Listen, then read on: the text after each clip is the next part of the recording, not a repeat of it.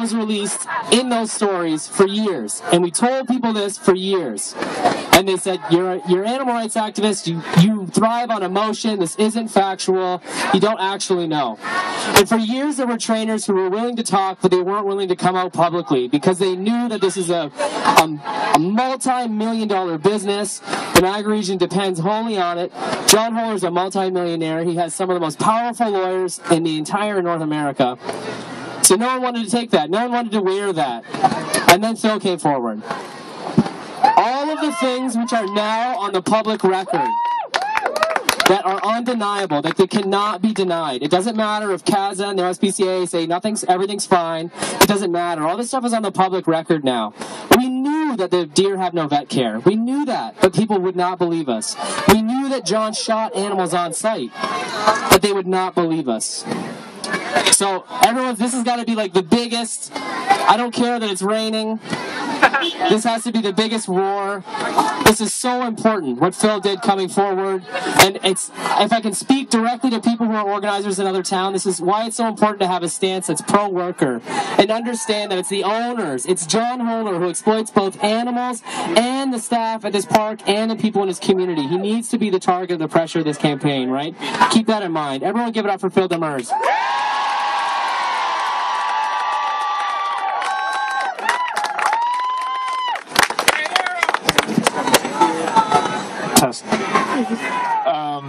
I don't do speeches, so I was born a rambling man. I don't know if you guys have seen the interviews, but it is what I do. The beauty of this particular demonstration is just how positive it is. And I really, really believe that if there's going to be change, it's going to be by making the right friends. It's not going to be by trying to pressure with, with negative stories. And the matters of fact is everything that's gone in there and everything that's been reported is very real. People are going to try to hide. I'm learning this for the first time now, just how much we've exposed and how dirty and criminal some of the things that are going on. And it's almost overwhelming to believe just to learn what you're up against. But I don't need to stress that because everyone here knows that. But what everyone here doesn't know is of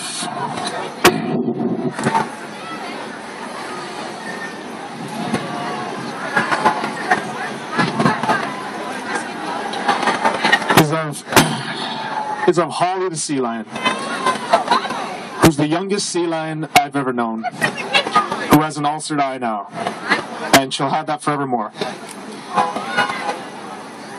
And this animal was so innocent and eager to please and would work for smiles. And the public don't know about Malibu, the sea lion that was just a princess. Jeez, she was tough to work with, stubborn but awesome. But then when I would see her lying there with her hair falling out, her eyes clutched shut. And people don't know about Sue, the dolphin, who was smarter than the trainers. Man, she gave us a headache, man. She gave us a run for our money, and she would beat the snot out of us if we were in that water, because she knew she would just get away with it all the time, because she was training us. And then I would see her not eat for days, and then I'd have to shove appetite stimulants in her, and she didn't want to live no more. Just a disaster, like. And then Zeus. It's a big, beautiful walrus, strong, scary animal. And I watched him lose. He might have lost 1,000 pounds. He developed a regurgitation problem that was unmanageable because his environment was so stagnant and boring, and we did not have enough staff. And the water was blinding him as well. And Sonia, the walrus, she's got ulcers that'll never clear. Then these are young animals. In Marineland's defense, they tried to suggest that everything was taken out of context and that these were old animals suffering from the effects of old age. This is not true. And how they could stand by that defense and continue the lies is so beyond me, because these are the people I worked with. These are the people that I bled with, I sweat with, and that I was on the front lines with, who supported and knew that there were problems and we were going to do something. What were we going to do? What are we going to do? What are we going to do? And nothing was happening. And so my thing at the end of the day is, we got to remember those animals. I mean, there's a walrus back there that I share an anomaly of a relationship with. Her name is Smooshy. And I imprinted on her, and she believes that I'm her mother. Or she believes I'm a walrus, or she believes she's a human. No one knows what it is, but it's imperative that I remain in her life, because there was a period where she was dumped in an aquarium pool and they put an electric bar between us. And there was little I could do if I wanted to keep my job. So I had to watch this. And every time I went to go see Smooshy and she would reach for me, she'd get zapped. Oh my God. And every time she got zapped, it stressed her out more and more. And then she developed that damn regurgitation problem. And she was on the brink of death the last time I saw her. And Marineland had promised me that they were not going to let her die. They were going to call me. They were going to let me go in there to save her. And I got in one day and I saw her. She was in no shape. That's when I knew they were not going to hold up their end of the bargain. And that animal will die if she's not already dead. And she's the one that lies in my...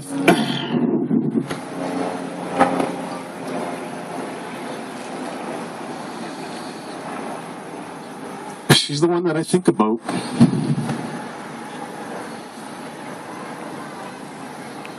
And I got to get her out of there. And I tried not to be selfish in all this. I tried not to have the importance of that animal and she and I's relationship overcloud the importance and the amazing nature of all the animals there. But I got to start being selfish soon, and I want that animal out of there. She needs me. And the world needs to recognize this relationship too, because I'm not being anthropomorphic. This animal cares.